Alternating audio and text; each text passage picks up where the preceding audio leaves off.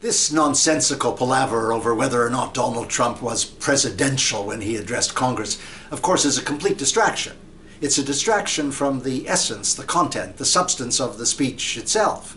We all now know that billions upon billions of additional dollars are going to go to the military, but we're only beginning to understand where the money's coming from, and in significant measure it's going to come from foreign aid.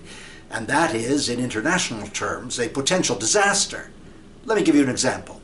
There is the Global Fund to fight AIDS, tuberculosis, and malaria, the primary resource in dealing with those infectious diseases. Now, in Canada, just a few months ago, there was a replenishment conference, and they raised $13 billion over the next 3 years, more than $4 billion of it, a third of it, coming from the United States, a kind of contractual understanding of the U.S. proportionate contribution. Well, imagine if that $4 billion is cut by a quarter, or a third, or 40%, as some of Donald Trump's associates have suggested. The consequences would be calamitous. You've got millions of people who need antiretroviral drugs to stay alive, and there will not be the money for governments or individual agencies in order to make the purchase. Or take the decision of Donald Trump as soon as he came to power to apply the gag rule, the rule that says that if a government or any agency, domestic or foreign, is involved in abortion, no matter how indirectly, they lose all their funding.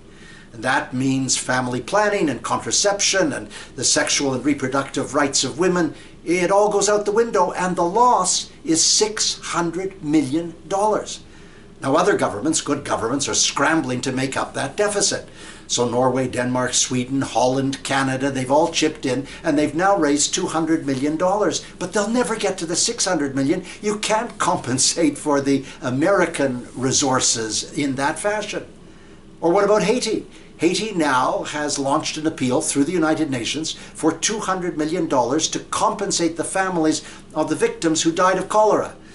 Particularly since the United Nations brought cholera to Haiti by way of peacekeepers from Nepal. Well, they'll never get the $200 million if the United States cuts back its contributions. You see, we're in a terrible predicament. And now the media, of course, is fawning all over the president, groveling on their hands and knees, ashes and sackcloth, expressing reverential regard for the president because he buttoned his jacket and wore a different tie. But no one is looking at the human consequences of reducing foreign aid, and those consequences will be fatal. Yes, fatal. That was last week. I'm Stephen Lewis.